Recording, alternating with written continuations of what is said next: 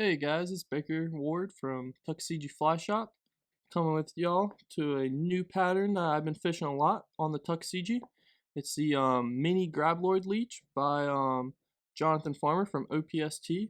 It's a great little pattern for me. It's real small. It's about I'd say 1.5 to 2 inches long, which is a lot smaller than a lot of streamer patterns that we're used to fishing, but fish have been reacting towards it in a way that I'm not complaining, especially the big fish. And so let's get on to it. So we're gonna start off with a Daiichi 700 size 2. This is what we're gonna use for our shank.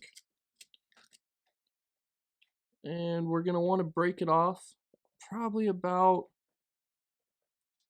a little over an inch. So you can see that there's a long shank streamer hook, and so we're going to use a pair of wire cutters to hold on to it, and we're going to put the end of the wire cutters where we want to break off. So I'd say about right there is looking good. Now I'm going to come in with my other pair of pliers, and we're just going to be turning it back and forth. And with the temper of the hook, it's just going to break off nicely.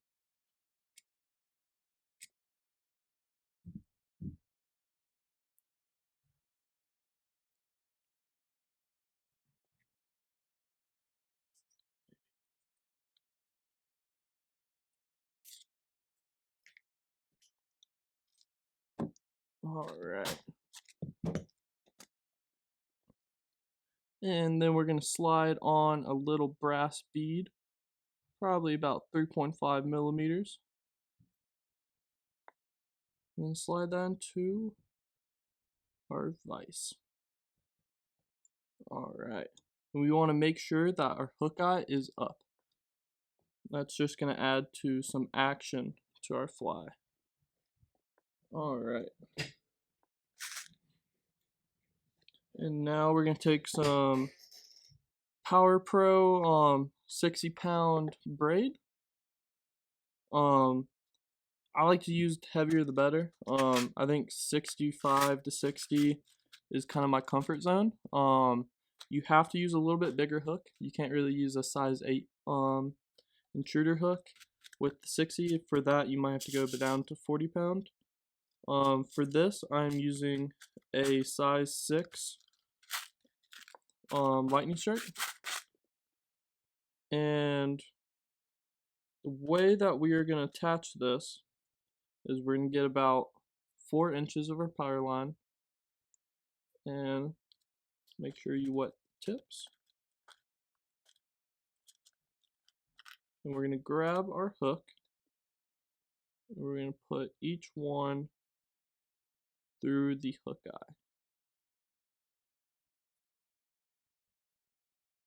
It might take some finagling to get the second one in there, but it will go through.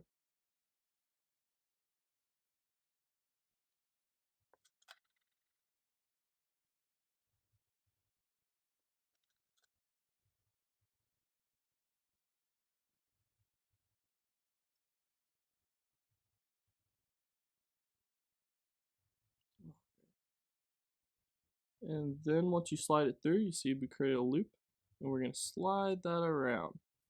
And if you did it right, it should have a kind of straight skew to it. So you can see that.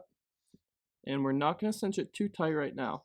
So the reason we're doing that is because we're going to use this little loop to secure our squirrel. Alright. So we have our squirrel here. And the proportions that we're looking for is going to be for the hide to end before the bend of the hook. So that way we don't have to worry about it fouling or any other problems that would come with a long tail. So we're going to pull back our hair right here, wet it down on each side. Alright. And kind of see that the hide's ending right before the bend. Alright, so kind of work that loop open. And slide that squirrel on through.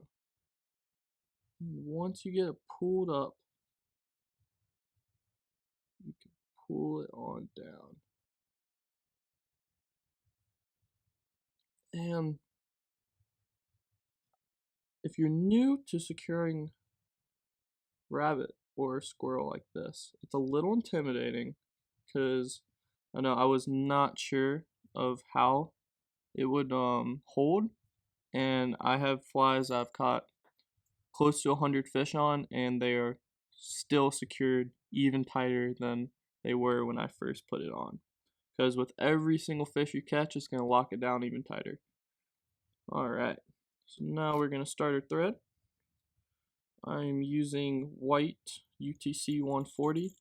Don't think it really matters. As you see, I'm going to Sharpie it at the end, so not a problem what color. I do like a heavier thread for the streamer pattern. Alright. And we are going to put the hook probably about half an inch away from the shank. I like it still pretty close, where it's a smaller pattern, but long enough to where you can have a distinct variation between the body and the taper of the tail. So we're getting a cleaner looking fly at the end. Alright. And trim away the excess. Alright.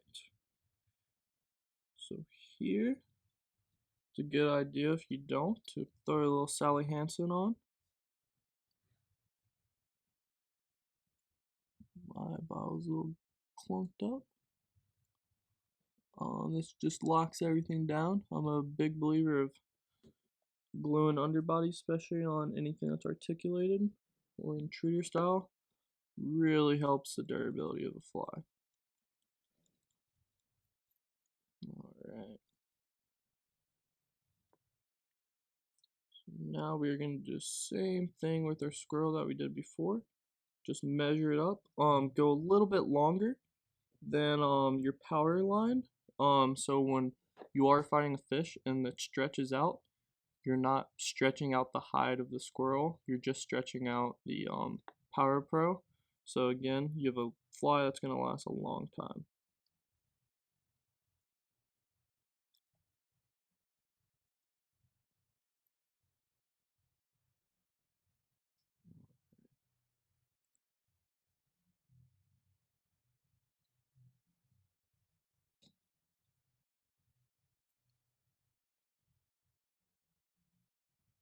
Alright, just 3 wraps.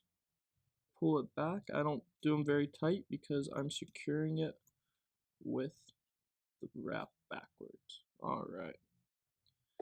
Alright, now we are ready for the body. The body is going to be kind of a synthetic rubber leg dubbing.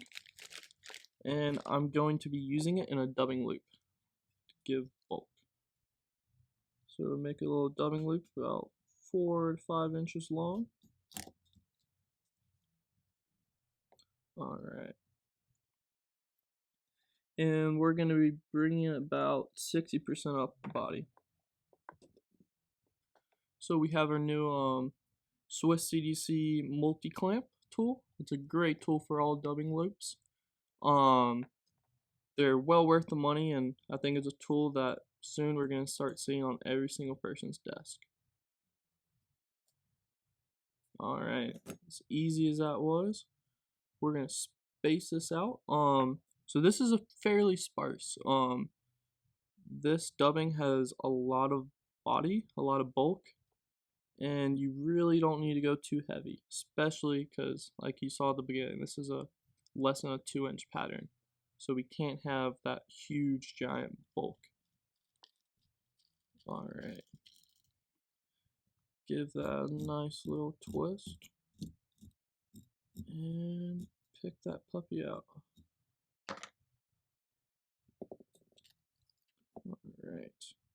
And depending on how much you did, you can kind of take open spiral wraps up the shank, space them out as needed.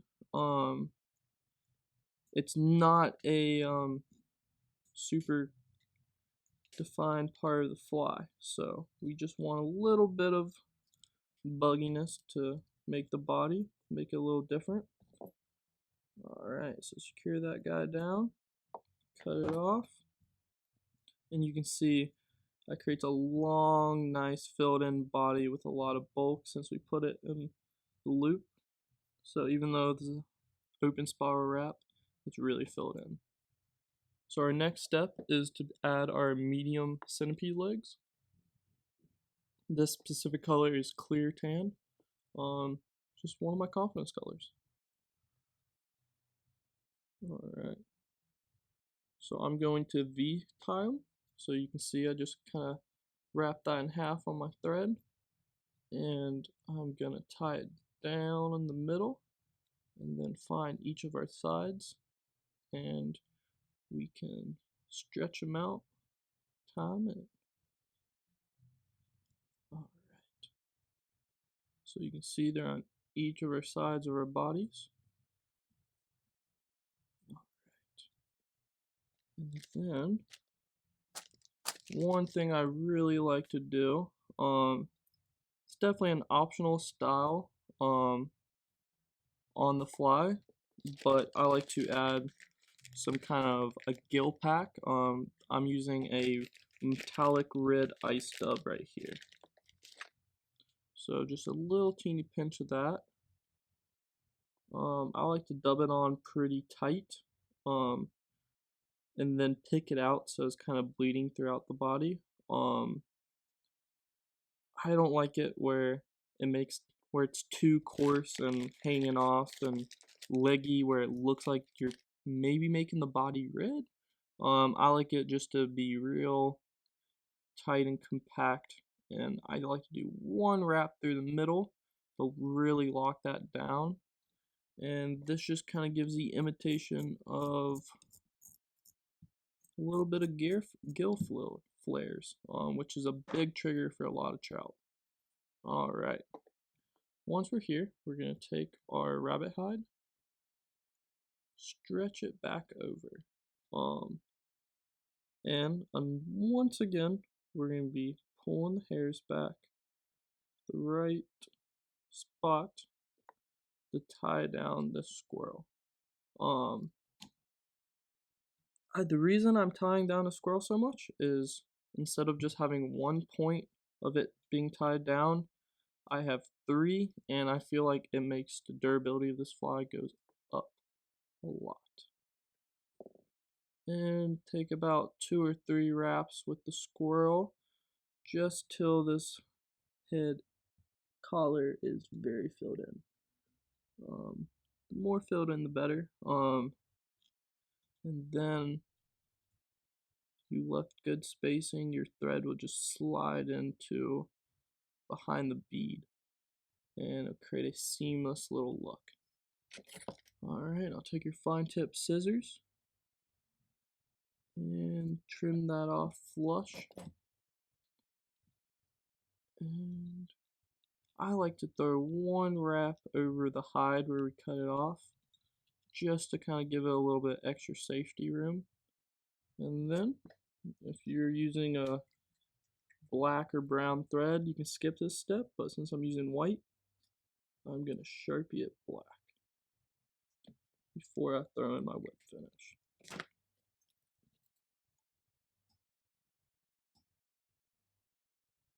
Alright, then do a little whip finish to cover up.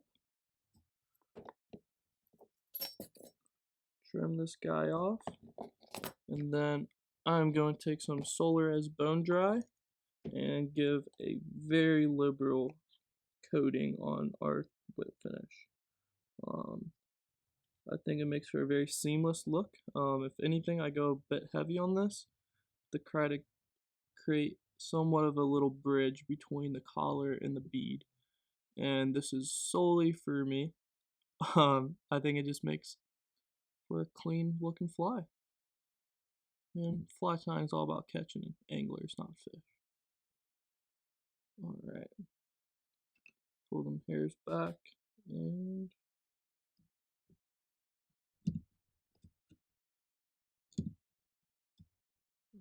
alright. And there you have. And final little step is to pull down your rubber legs and get them all even. The way that these rubber legs are situated, they're going to be pretty much the perfect length off the bat. So as long as you get them even, they're always going to be behind the hook and never foul. And so once you're done with that, you have a finished mini Graboid leech. So take it out, give it a try. It's a great pattern for the tuck or any other river that you're going to be fishing. Thank you.